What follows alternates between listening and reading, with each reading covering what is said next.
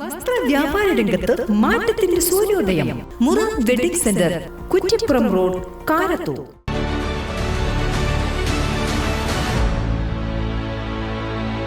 നമസ്കാരം. വെട്ടന്യൂസ് ഓൺ ടൈമിലേക്ക് സ്വാഗതം.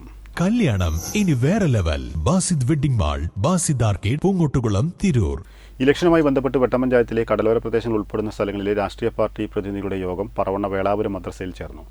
രാഷ്ട്രീയ പാർട്ടി ഭാരവാഹികളും പോലീസും യോഗത്തിൽ പങ്കെടുത്തു.